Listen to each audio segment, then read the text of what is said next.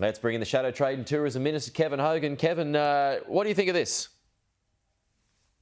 Well, a good announcement, Pete, because we have another program happening here in the Northern Rivers. As all you would remember, Lismore very hardly hit as was Lower Richmond last year in an event. So we have a house buyback program going on.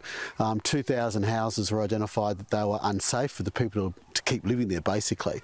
Only funding for 1,000 of those houses, and ridiculously, Pete, of those 1,000 houses that don't qualify for a buyback, there were tragically 4 deaths last year in that event, and one of them, a wonderful lady who I knew very well, Marge Graham. Now, she died in her house, which was very tragic, and her house doesn't qualify for a buyback. So that's the ridiculous situation we've got going on here. This extra funding will no doubt help, though.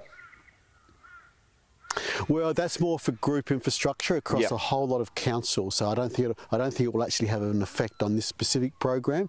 This is called a buyback program for houses specifically in our region. So this fund. And look, flood mitigation programs, hopefully it'll go a lot to that. I mean, one of the things I think that the focus of money should be on is flood mitigation programs, it's prevention programs, rather than after the event program. So hopefully we see a lot of the funding go toward those type of things. Kevin, we just had the Assistant Trade Minister, Tim Ayers, on the program. The latest G'day Australia ad that was launched last October around the world. It's getting into China from as of last night. I mean, I'm sure you're happy about that and hope it's successful. Pete, absolutely. I mean, China was our biggest tourism market pre-COVID. About 1 in 4 tourists came from Australia, worth over $1 billion to our economy. So very important that is successful, because actually the numbers that we have, the inbound foreign tourists that we have, international tourists that we have, lag in the rest of the world. Unfortunately, Labor cut funding to Tourism Australia in their budget last October, November. They cut funding to Tourism Australia.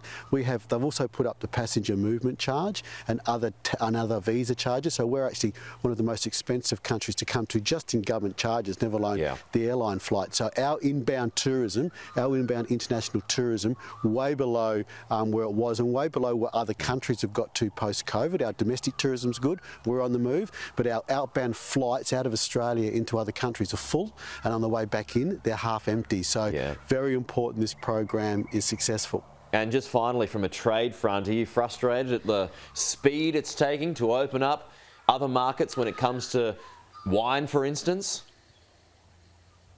Yeah, the two that are going through the WTO process, Pete, are barley and wine. We are expecting, I think the barley one has to be resolved within the next month. We suspended the process. We were going through the WTO appealing what we thought were their illegal tariffs. So we think that will be resolved within the next month or so. With wine, a lot of our premium red wine growers are going through a lot of pain, $1 billion market, the China market for wine. Our understanding is the WTO the WTO decision on that appeal that we made is imminent.